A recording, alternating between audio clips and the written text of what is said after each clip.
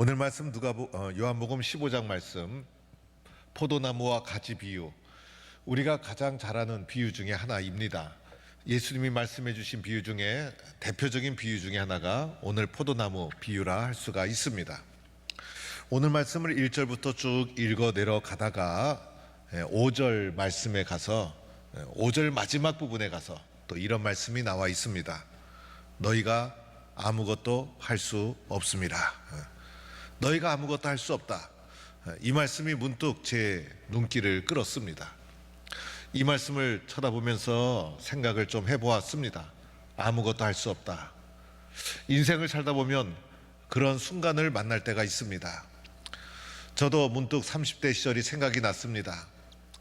부목사가 되어서 열심히 교회를 섬기고 있던 어느 날 몸이 아파오기 시작했습니다. 고열이 계속되고 몸살이 계속되고, 그래서 도무지 일을 할 수가 없었습니다. 병원에 가서 입원을 하게 되었는데 저는 한 하루 내지 이틀 정도 입원하면 금방 퇴원할 줄 알았습니다. 그런데 그때 자그만치 뼈가 부러진 것도 아닌데 몸이 허약해져 가지고 한 달 동안 병원에 입원해 있게 되었습니다. 병원에 한 달 동안 입원해 있으면서 마음속에 찾아온 것은 나는 아무것도 할 수가 없구나. 몸이 아픈 것보다 더 괴로운 것은 마음속에 찾아온 무력감, 절망감, 이것이 더 힘들고 어려웠던 적이 있었습니다. 그런데 오늘 말씀 보면 아무것도 할 수 없다는 이 말씀 앞에 한 문장이 또 쓰여져 있어요. 나를 떠나서는, 이런 말씀이 쓰여져 있어요. 즉 오늘 여기서 말하는 나는 바로 예수님을 가리키는 것이죠.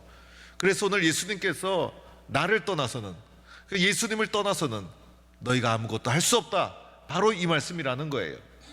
우리가 아무것도 할 수 없게 된 이유가 있죠. 그것은 바로 예수님을 떠났기 때문인 것이에요. 그래서 예수님을 떠났다는 것은 나무에서 떨어진 가지와도 같다는 것입니다. 그래서 열매가 없는 것이고, 그래서 아무것도 할 수 없는 무력감에 빠지고 만 것이죠. 이렇게 예수님으로부터 떨어져 나가게 되면 어떻게 됩니까? 그 가지는 마를 수밖에 없는 것이고, 그 가지는 버려질 수밖에 없는 것이고, 그 가지는 불에 던져 사를 수밖에 없다는 것입니다. 왜 이렇게 되는 것일까? 예수님을 떠났기 때문에, 예수님을 떠났기 때문에 이런 일이 벌어지고 있다는 것입니다. 그래서 오늘 예수님께서 해주신 말씀은 아무것도 할 수 없다는 것에 초점이 있는 것이 아니라 나를 떠나서는 아무것도 할 수 없다, 나를 떠났다는 것에 예수님은 오늘 강조점을 두고 있다라고 할 수가 있습니다. 오늘 15장 5절 말씀, 나는 포도나무요 너희는 가지라, 그가 내 안에 내가 그 안에. 이렇게 포도나무이신 예수님께 딱 붙어 있을 때, 좋은 가지가 될 때 얻어지는 결과가 있죠. 우리가 가지로서 예수님께 잘 붙어 있으면 어떤 은혜와 어떤 결과가 주어지게 되는 것일까? 오늘 말씀해 보니 5절 말씀에는 열매를 많이 맺는다는 거예요. 가지가 나무에 붙어 있어야 열매를 많이 맺는 거 당연한 것이죠. 그래서 가지는 어떠하든지 간에 나무에 쫙 붙어 있어야 나무로부터 올라오게 되는 양분을 가지가 이어받아서 나무가 원하는 열매를 맺게 되는 것이에요. 그래서 가지가 나무에 붙어 있으면 열매를 많이 맺게 된다. 가지인 내가 예수님께 딱 붙어 있으면 열매를 많이 맺게 된다는 것이 오늘의 말씀이라는 거예요. 또한 나무인 예수님께 가지인 내가 붙어 있으면 얻게 되는 것이 무엇일까? 오늘 본문 말씀을 잘 살펴보니까 7절에는 이렇게도 말해요. 너희가 무엇이든지 구하라, 그리하면 이루리라. 붙어 있으니 예수님과 소통하고 예수님과 교류하게 되니 무엇이든지 예수님께 구하게 되고, 구하는 것마다 이루리라 말씀하고 있는 거예요. 오늘 우리가 이루지 못하는 이유는 예수님께 붙어 있지 않았기 때문에, 예수님께 기도하지 않았기 때문에. 그러나 붙어 있으면 기도하게 되고, 붙어 있어 기도하면 반드시 이루어진다, 예수님께서 이렇게 말씀하고 있는 거예요. 또한 예수님께 붙어 있으면 어떤 축복이 있게 되는 것일까? 8절 말씀도 쫙 살펴보니까 내 아버지께서 영광을 받으실 것이요, 내가 예수님께 붙어 있음으로 말미암아 아버지께 영광을 돌릴 수가 있게 된다는 거예요. 하나님 아버지께 영광을 돌리면 얼마나 감사하고 얼마나 기쁩니까? 저도 교회를 섬기면서 내가 하나님께 영광이 되는 일을 했구나, 하나님께 영광이 되었구나 라고 생각할 때 그 기쁨은 말할 수가 없는 거예요. 우리도 삶을 살다가 나 같은 사람을 통해서 하나님이 영광 받으셨구나 라는 마음이 들어올 때 얼마나 신앙적으로 뿌듯하고 감사하고 감격이 되어지는 것입니까? 그래서 우리가 나무이신 예수님께 잘 붙어 있으면 주어지는 결과 하나님께 영광을 돌리게 된다는 거예요. 또한 이런 말씀도 있어요. 10절 말씀에 보면 나의 사랑 안에 거하리라. 왜 그럴까? 나무이신 예수님께 붙어 있기 때문에 예수님의 사랑을 알게 되는 거예요. 예수님과 떨어져 있으면 주님의 사랑을 몰라요. 우리가 사랑을 얼마나 좋아합니까? 그런데 사랑 중에 최고의 사랑은 예수님의 사랑. 그 예수님의 사랑을 어떻게 알 수 있을까? 나무이신 예수님께 탁 붙어 있을 때 예수님의 사랑을 알게 되고, 예수님의 사랑을 알아야 성도 간의 사랑도 실천할 수 있고, 그래서 나의 사랑 안에 거하게 된다, 이러한 은혜가 있어지게 됩니다. 또한 11절에는 이렇게도 말씀하죠. 너희 기쁨이 충만하리라. 오늘 세상에 살면서 여러분 무슨 기쁨이 있습니까? 그런데 예수님께 붙어 있으면 기쁨 충만, 그 사람은 기쁨이 있어야 되는 거예요. 그래서 기쁨을 쫓아 살게 되고, 기쁨이 있으면 피곤한 줄 모르고, 기쁨이 있으면 힘든지 모르고, 이 모든 이유는 예수님께 붙어 있기 때문에 기쁨이 충만한 삶을 살게 될 줄로 믿습니다. 여러분, 오늘 이러한 축복과 은혜를 우리가 다 누려야 되는데, 오늘 말씀해 보니 5절의 말씀 이렇게 말씀하죠. 나는 포도나무요 너희는 가지라. 우리가 예수님은 포도나무고 나는 가지라는 사실을 인식하고, 그 다음에 이어지는 말씀, 그가 내 안에 내가 그 안에 거하면, 이렇게 말씀하고 있어요. 저는 오늘 이 말씀 속에서 거하면이라는 단어를 주목해 보았어요. 거해야 되는 거예요. 붙어 있어야 되는 거예요. 예수님이 포도나무고 내가 가지인데, 가지는 가지고 나무는 나무지라고 하면서 분리되어 있으면 아무 소용이 없죠. 거하면 붙어 있으라는 거예요. 그런데 여기서 말하는 거하면이라는 것은 계속해서 끊임없이 붙어 있으라, 이런 뜻을 가지고 있는 거예요. 그러할 때 오늘 말씀에서 나오는 이 많은 은혜와 축복을 누리게 되어지는 것이에요. 그런데 여기서 문제가 있죠. 나무에 가지가 붙어 있는 것은 알겠는데, 이것을 비유로 말씀해 주셨는데, 예수님이 나무라면, 그리고 내가 가지라면, 도대체 내가 예수님께 붙어 있다는 것이 어떻게 붙어 있어야 되는 것인가? 그것을 이렇게 설명합니다. 첫째는 말씀으로 거하는 거예요. 말씀으로 거하는 거예요. 그래서 오늘 말씀도 보면 7절에 보면 내 말이 너희 안에 거하면, 내 말이 너희 안에 거하면, 예수님의 말씀이 내 안에 거하면, 예수의 말씀이 내 속에 들어오면 그것이 예수님께 붙어 있다는 것입니다. 예수님은 어떤 분이십니까? 말씀으로 찾아오신 분이에요. 예수님은 눈으로 만나는 분이 아니라 마음으로, 말씀으로 먼저 만나는 분인 거예요. 그래서 말씀으로 찾아오신 예수님께 내 마음의 문을 열고 예수님의 말씀을 믿음으로 받아들이고 순종할 때 예수님이 믿어지고 느껴지고 보여지고, 그래서 예수님은 눈으로 먼저 보는 것이 아니라 마음을 열고 마음으로, 말씀으로 만나는 분이 바로 살아계신 예수님인 거예요. 그래서 말씀으로 찾아오신 그 예수님을 내 마음의 문을 열고 내 마음과 예수의 말씀이 만날 때, 내 마음과 예수님의 말씀이 만날 때, 그 예수의 말씀이 내 마음속에 들어와서 내가 믿어질 때, 그때 바로 예수님과 내가 말씀으로 만나는 것이고 예수님께 붙어 있다라고 할 수가 있는 거예요. 그래서 우리들은요, 말씀을 늘 사모하는 마음을 가져야 돼요. 말씀 없이는 살 수 없다, 이렇게 생각해야 돼요. 왜냐하면 오늘 말씀 나오잖아요. 너희가 나를 떠나서는 아무것도 할 수 없다. 그래서 말씀을 통해서 예수님께 붙여 있지 않으면 안 되는구나. 그래서 말씀을 순종하고 말씀을 사모하고 말씀을 신뢰하고, 그래서 말씀을 통해서 내가 예수님께 붙어 있는 줄 믿고 말씀을 사모하고 말씀을 꽉 붙잡는 믿음의 종들이 될 수 있기를 축원합니다. 두 번째로는 말씀에 순종하는 거예요. 말씀에 순종하는 것. 오늘 10절 말씀에 이렇게 말씀해요. 내가 아버지께 계명을 지켜 그의 사랑 안에 거하는 것 같이 너희도 내 계명을 지키면 내 사랑 안에 거하리라. 내 계명을 지키면 말씀을 지켜야 되는 거예요. 말씀에 순종하는 거예요. 말씀만 듣고 지나가면 어떡합니까?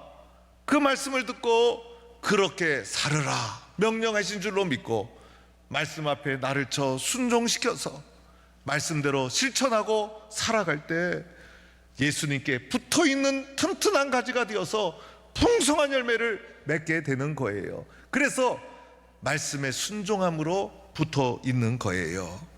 그렇죠 여러분.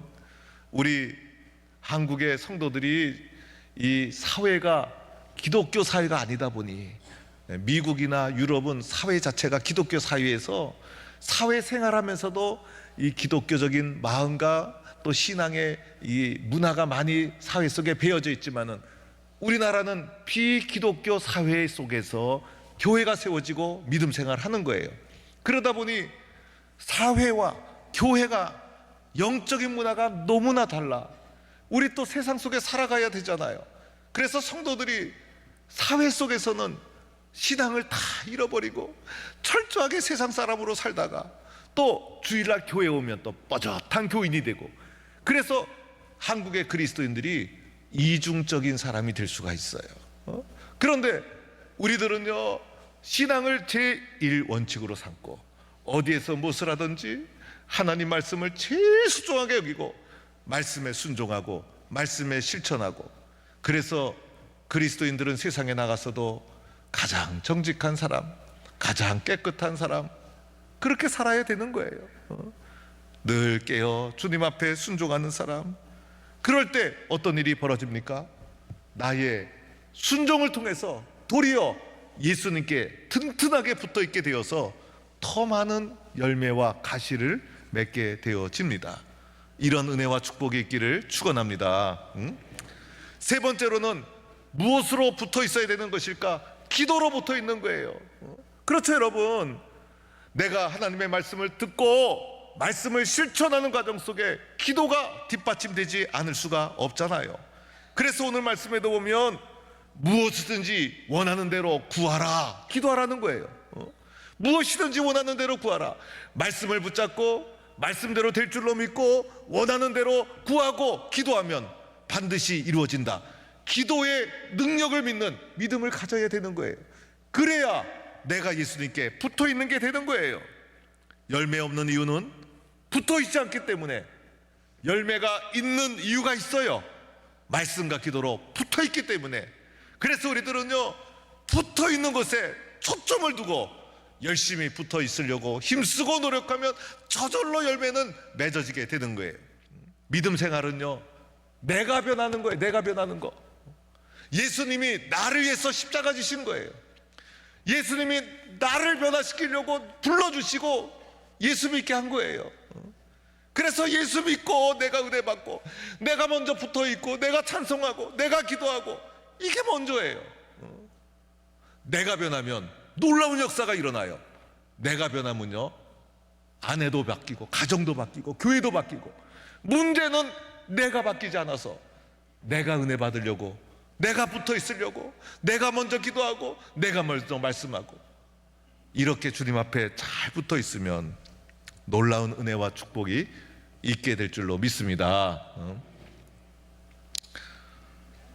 313년에 유대 땅 예루살렘에서 시작한 기독교의 출발이 예수님이 만군 천사를 탁 대동하고 와서 왕관을 쓰면서 시작한 게 아니라 처절하게 십자가에서 죽으신 그 예수를 그리스도로 고백하고 믿는, 정말 보잘것없는 십자가의 사건을 복음으로 믿는 제자들에 의해서 시작한 이 복음이 불과 313년 만에 그 당시 세계 최고의 제국 로마의 국교가 됩니다.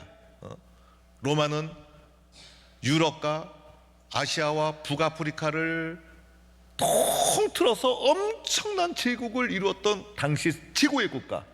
근데 로마가 문제가 있었어요. 귀신이 너무 많아. 그리스 로마 시대 신화를 보면 다 귀신 얘기예요. 다신교, 잡신, 별거 다 믿어. 그 로마에 창조주 하나님을 믿는 유일신 신앙, 오직 예수 그리스도만이 복음이라는 이 십자가의 그리스도에 대한 신앙의 고백이 국교로 딱 결정이 돼요. 야, 놀라운 사건이에요. 로마가 다신교에서 유일신 신앙으로 나라가 바뀌면서 문명이 꽃피기 시작합니다. 로마가 된 것은 기독교 때문이에요. 이 로마의 엄청난 제국의 저력을 바탕으로, 문명의 우월함을 바탕으로 복음이 유럽으로 퍼져나가서 유럽의 전 대륙이 예수 믿는 대륙이 되는데, 게르만 민족, 슬라브 민족, 켈트족, 앵글로색슨, 또 바이킹, 다 해적 산적들, 문화도 없고 문명도 없는 미개인들, 그 대륙에 기독교가 전파되면서 문명국가가 되어서 세계를 이끌어가는 위대한 기독교 문명 대륙을 유럽이 만들어 갑니다. 그러니까 지금 세계에서 가장 탁월한 문명은 기독교 문명이에요. 그 유럽의 복음이 미국으로 건너가, 대서양을 넘어서. 그런데 미국에 무슨 국가가 있었어요? 인디언들이 살고 국가 체계도 없어. 그냥 땅만 있는 나라. 거기에 유럽에 있는 청교도들이, 그리스도인들이 복음을 들고 들어가 복음의 바탕 위에 아메리카, 미국을 세웁니다. 복음 때문에 미국이 단시간 내에 위대한 국가가 된 거예요. 그 나라가 잘 되는 것은 그 나라가 가지고 있는 신앙, 영적 체계, 무엇인가를 봐야 되는 거예요. 불교 국가가, 이 타종교 얘기 언급 미안한 얘기지만 또 사이비 이단 잡신 안 되는 거예요. 나라가 망하는 길이에요. 기독교가 미국을 위대한 국가로 만든 거예요. 기독교와 붙어 있으니 미국이 복을 받은 거예요. 그 복음이 태평양을 넘어서 140년 전에 한국 땅에 들어옵니다. 내년이 복음 전파 140주년이 됩니다. 우리나라가 복음을 받은 지 140년. 길다면 길지만은 그렇게 길지 않은 역사예요, 사실은.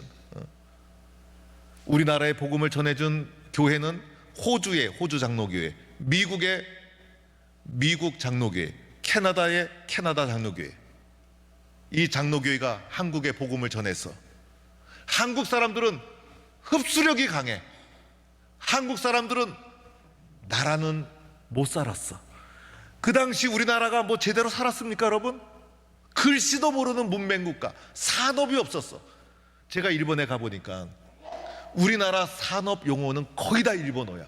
그래서 일본 사람들한테 물어봤어요. 왜 이런 일이 벌어집니까? 하니까 한국어는 용어가 없었대. 왜냐하면 그런 산업이 없으니까. 그러니까 산업이 발달된 일본이 오니까 모든 용어는 일본어로 다 되어지고, 우리나라 용어는 발전이 안 되니까 조금 요즘 좀 발전이 되었죠. 언어에 또 한계가 있잖아. 다이어트, 살 빼는 거, 우리 용어가 없잖아요. 그죠? 그 산업에도 비슷하게 우리 용어가 없는 거예요. 물론 북한에서는 다이어트, 살 빼는 걸 살까기 이렇게 말한대요.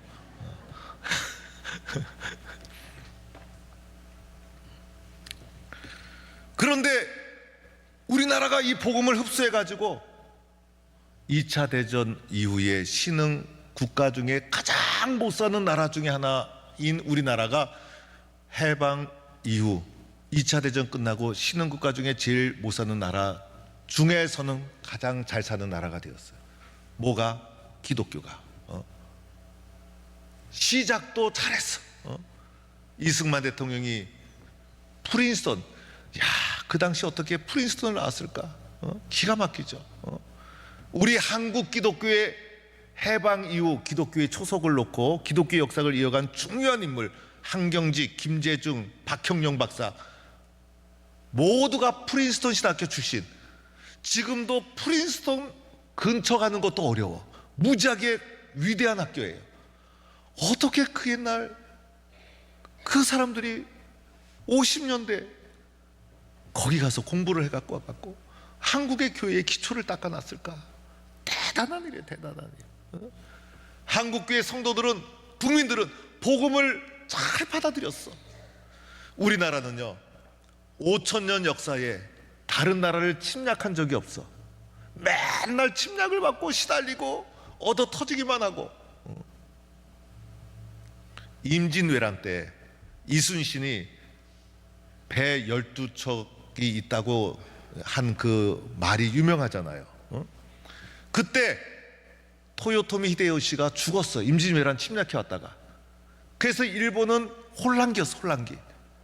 그때 112척 있다고 만족하지 말고 112척을 가지고 발판 삼아 한 300척 만들어 가지고 가자 일본으로 이래 가지고 쭉 쳐들어갔으면 뭔가 큰 역사가 일어날 만도 한데 우리나라는 그런 나라가 아니야.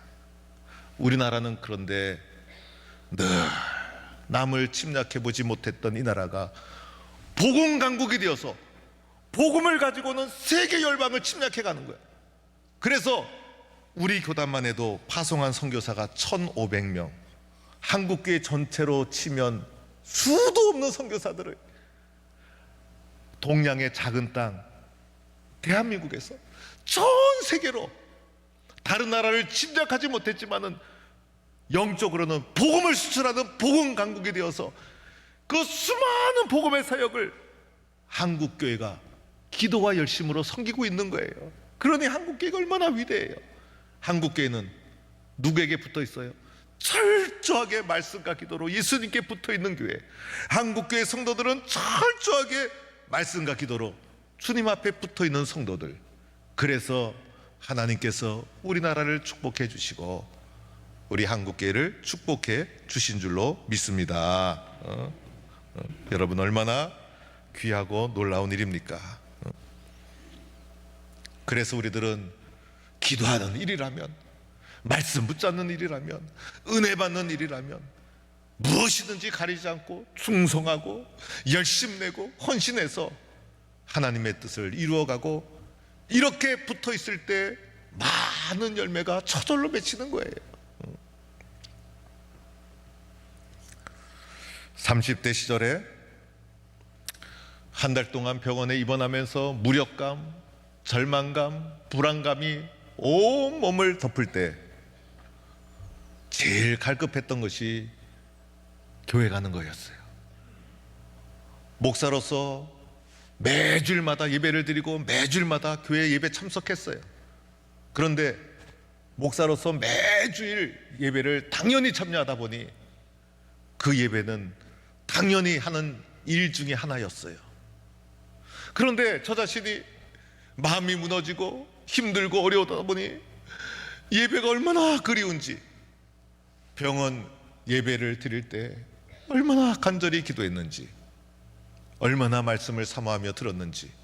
그래서 지금도 그때 병원에서 설교해 주신 목사님의 설교가 다 기억이 나요. 본문이 뭐였는지, 무슨 말씀을 했었는지 한마디라도 놓치지 않고 붙잡겠다고 간절한 마음으로, 사모하는 마음으로 말씀을 듣고 경청을 하고, 하나님 일어나게 해주세요, 하나님 치료되게 해주세요, 간절히 기도했던 기억이 납니다. 우리에게 무슨 힘이 있습니까? 우리에게 무슨 능력이 있습니까? 나를 떠나서는 너희가 아무것도 할 수 없다. 오늘도 말씀과 기도로 주님 앞에 나갈 때 아무것도 할 수 없었던 나를 우리 주님께서는 들어 사용해 주셔서 놀라운 열매를 맺게 해 주실 줄로 믿습니다. 이런 은혜와 축복이 모든 성도들 가운데 풍성하기를 간절히 축원합니다.